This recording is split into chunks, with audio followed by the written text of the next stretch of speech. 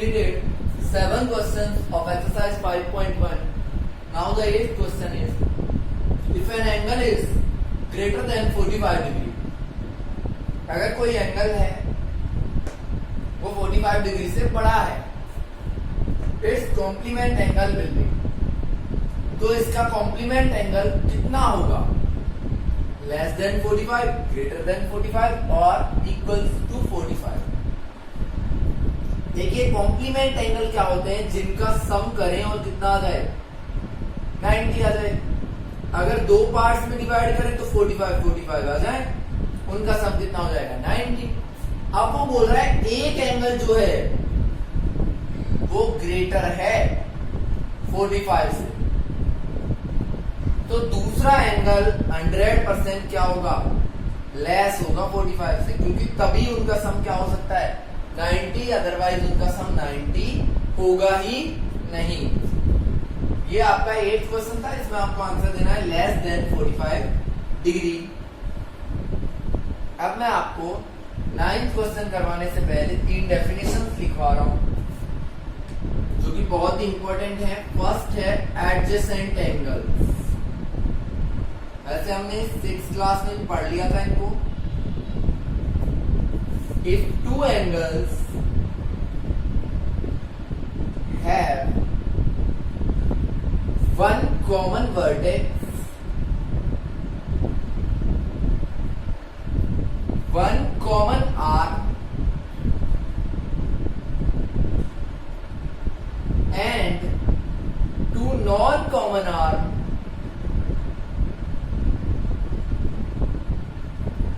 in either sides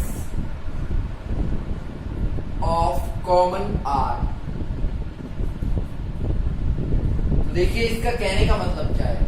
if two angles, अगर कोई दो एंगल ऐसे हैं जिनमें वन कॉमन वर्टेक्स, एक कॉमन वर्टेक्स हो, मतलब दोनों एक ही पॉइंट पे बनते हो, ये एंगल भी हो गया और एक हम बना ले ये एंगल भी हो गया। ठीक है भाई, यहां पे दो एंगल्स बन रहे हैं, देखो एक तो ये और एक ये, दोनों ही एक ही पॉइंट पे बन रहे हैं। कौन से पॉइंट पे? ए पे।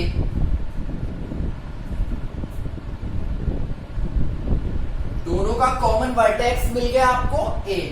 फिर बोल रहा है वन कॉमन आर्म, एक आर्म कॉमन हो, तो कौन सी कॉमन आर्म है यहाँ? ए सी। इस एंगल में भी आ रही है और इसमें भी, तो कॉमन वर्टेक्स कौन सा हो गया? ए। आर्म कौन सी हो गई? ए सी। आपसे आगे बोला है and two non common arm, और दो आर्म कैसी होंगी?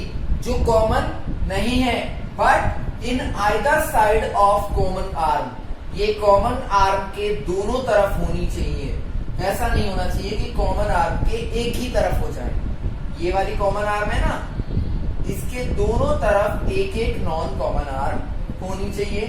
तो नॉन कॉमन आर्म कौन सी है? AD और AB। तो ये दोनों एंगल कौन कौन से?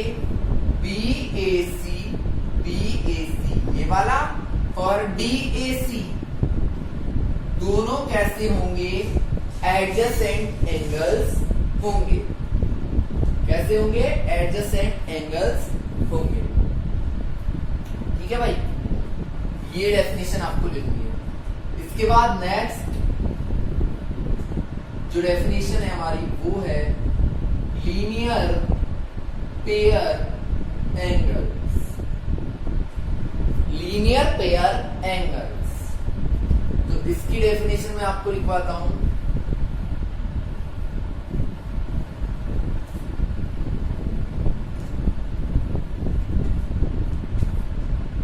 If two non common arm of adjacent angles are in a line, अगर एडजेसेंट एंगल की जो नॉन कॉमन आर्म थी, कौन कौन सी? ये और ये, अगर ये दोनों एक ही लाइन में हो जाए, कैसे? इस तरीके से देखिए ये वर्टेक्स हो गया ए, ये आपका वर्टेक्स हो गया ए, कॉमन वर्टेक्स है। एक एंगल ये बन रहा है, एक ये बन रहा है, इनकी कॉमन आर्म हो गई AC, नॉन कॉमन आर्म है AB और AD। ये नॉन कॉमन आर्म जो है ये मिलके अगर एक लाइन बना लें तो इन दोनों एंगल्स को क्या बोलेंगे, लीनियर पेयर एंगल्स। या फिर हम एक और डेफिनेशन लिख सकते हैं शॉर्ट में, if sum of two adjacent angles, अगर दो एडजेसेंट एंगल्स का सम 180 डिग्री हो जाए तो वो कैसे होते हैं, लीनियर पेयर एंगल्स होते हैं। मतलब लीनियर पेयर एंगल्स का सम ऑलवेज कैसा होता है, 180 डिग्री होता है। Now the last definition is vertically opposite angles.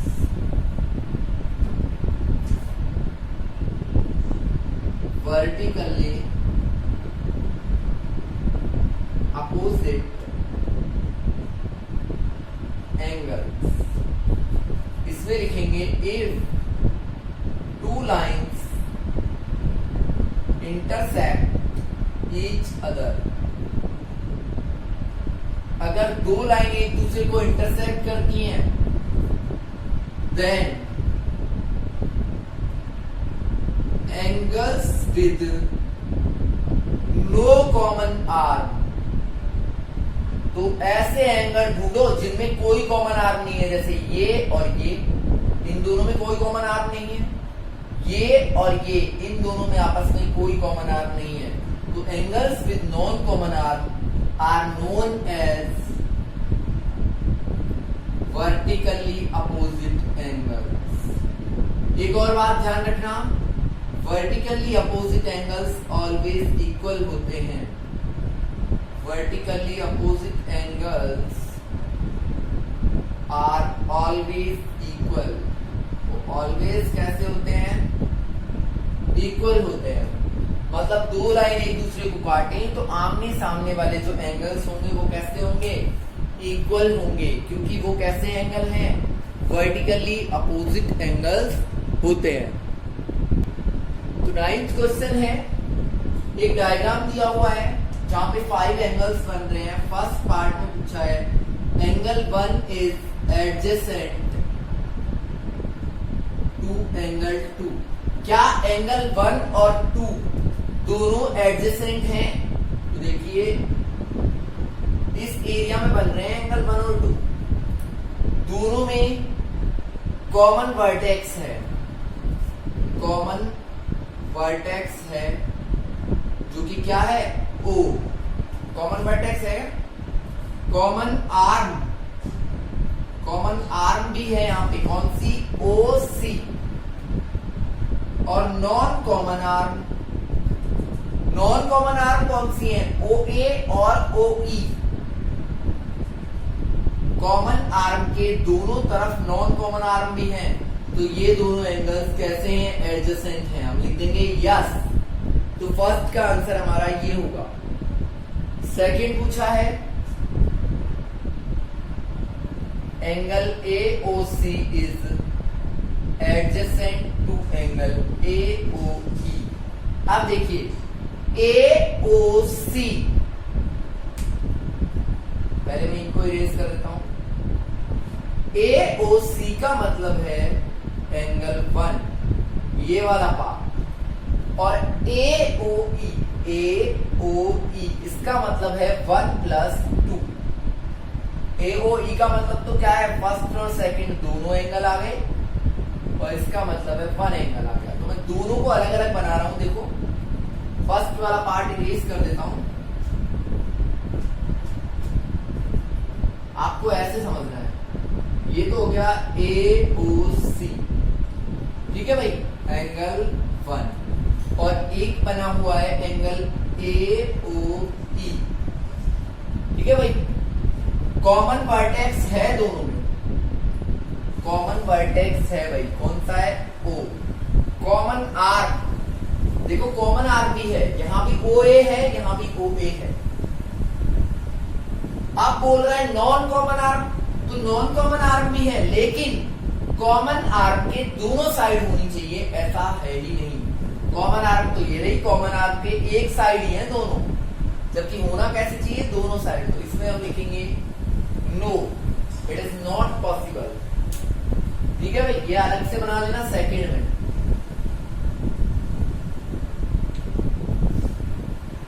Now third part is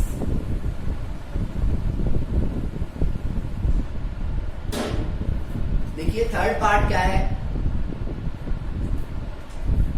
angle COE and angle EOD are linear pair. ये थर्ड पार्ट है, COE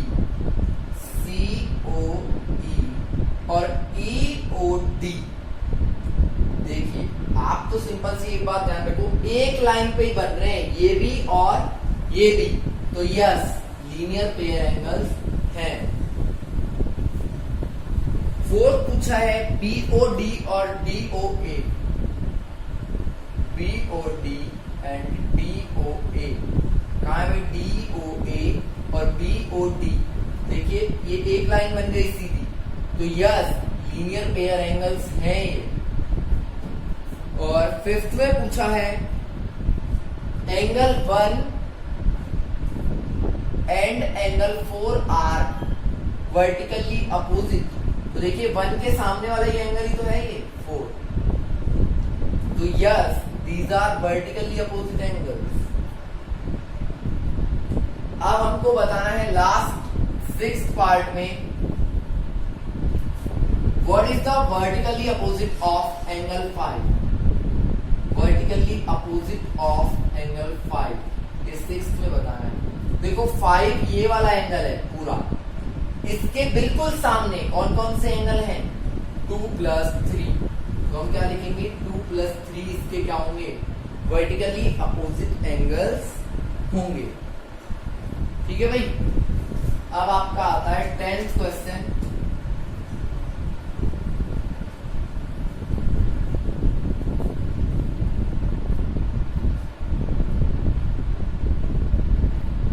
ये आपका 10th क्वेश्चन है, जहां पे 1 2 3 4 5 ये 5 एंगल्स हैं, आपको बताने हैं फर्स्ट में वर्टिकली अपोजिट एंगल्स कौन कौन से हैं, और सेकंड में बताना है लीनियर पेयर एंगल्स कौन कौन से। तो देखो लीनियर पेयर के लिए तो सिंपल है, आप लाइंस को पकड़ो, एक लाइन ये है पूरी, इस पे कौन कौन से एंगल बन रहे हैं 1 और 5, तो 1 एंड 5। इधर कौन कौन से बन रहे हैं 2 3 और 4, 2 3 4। एक तो ये है, एक ये है। अब दूसरी लाइन को पकड़ो, दूसरी लाइन कौन सी है पूरी ये वाली, इसके इधर कौन कौन से हैं एंगल 4 एंड एंगल 5, और इसके इधर कौन कौन से हैं 1 2 और 3। तो ये 4 ऐसे हैं जो लीनियर पेयर एंगल्स बनते हैं। अब वर्टिकली अपोजिट, तो देखिए 1 के सामने कौन है 4, 5 के सामने कौन है, 5 के सामने आ रहे हैं 2 और 3, तो एंगल 5 एंगल 2 + 3। ठीक है भाई, 1 के सामने 4 हो गया, 5 के सामने 2 + 3 हो गए। यही कैसे एंगल हैं वर्टिकली अपोजिट एंगल्स।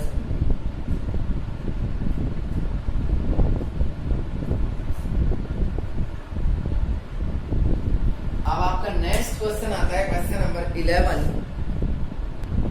इसमें आपसे पूछा है ये जो फिगर दिया हुआ है इसमें एंगल 1 और 2 दोनों एडजेसेंट हैं।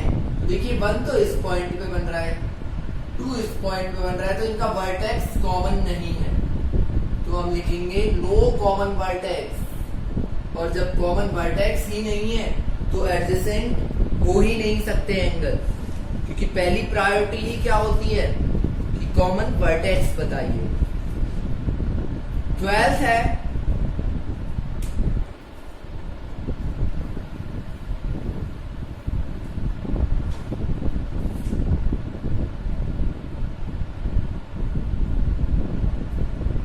x y z और ये दे रखा है 55 डिग्री। इस तरीके से देखो, हमें x, y और z की वैल्यू फाइंड करनी है। तो देखिए दो लाइन एक दूसरे को काटती है तो आमने सामने वाले एंगल्स कैसे होते हैं? इक्वल। तो हम लिखेंगे एंगल x इक्वल्स टू 55 जो कि वर्टिकली अपोजिट है। ऐसे ही एंगल y इक्वल्स टू होगा z के, क्योंकि ये भी वर्टिकली अपोजिट है। ठीक है भाई। अब देखिए एक लाइन पे जो एंगल बनते हैं, ये देखिए इस वाली लाइन पे दो एंगल्स बन रहे हैं। कौन कौन से? एंगल y और 55। इनका सम कितना होगा? 180, क्योंकि ये कैसे हैं? लीनियर पेयर हैं जो कि एक ही लाइन पे बनते हैं। तो 55 को इधर ले जाइए, 180 माइनस 55, तो एंगल y हमारा आ जाएगा 125 डिग्री। और जब एंगल y 125 है तो z भी 125, क्योंकि हमें ऑलरेडी पता है दोनों कैसे हैं? वर्टिकली अपोजिट एंगल्स हैं।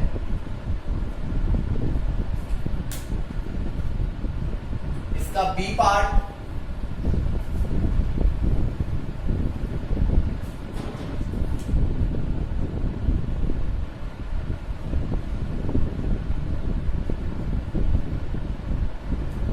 तरीके का डायग्राम है। 25 डिग्री, 40 डिग्री, x, y और z ये आपको दे रखे हैं।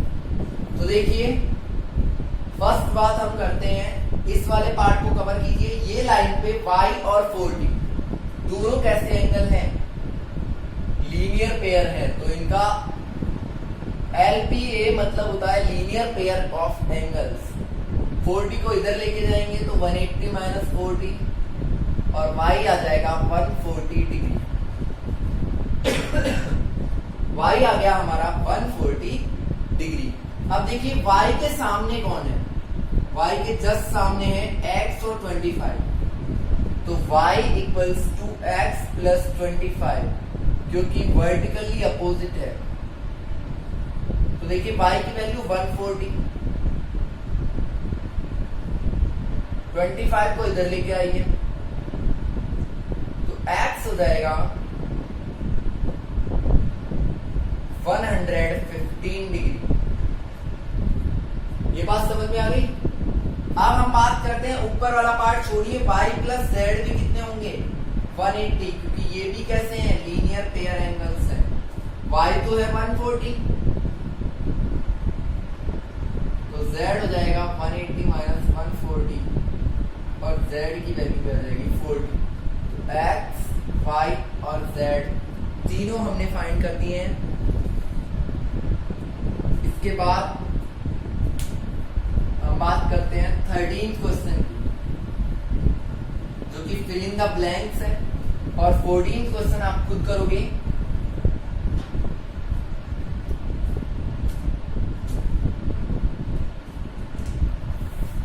का फर्स्ट पार्ट है, if two angles are complementary then sum of these. तो इनका सम कितना होगा?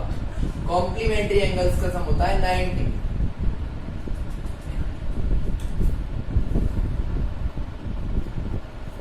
नेक्स्ट है सम ऑफ सप्लीमेंट्री एंगल्स। तो सप्लीमेंट्री एंगल्स का सम होता है 180 degree. Two angles making linear pair angle, अगर दो एंगल्स लीनियर पेयर बना रहे हैं तो उनका सम कितना होता है? 180। और 180 सम वालों को क्या बोलते हैं हम? सप्लीमेंट्री होंगे। वो कैसे होंगे? Supplementary. If two angles are supplementary तो वो क्या बनाते हैं? फिर लीनियर पेयर एंगल्स बनाते हैं। Vertically opposite angles are always equal. और लास्ट वाले में आएगा ऑब्ट्यूज एंगल। ये आपकी एक्सरसाइज 5.1 14 क्वेश्चन आपको खुद करना है। इसके बाद नेक्स्ट वीडियो में हम स्टार्ट करेंगे 5.2।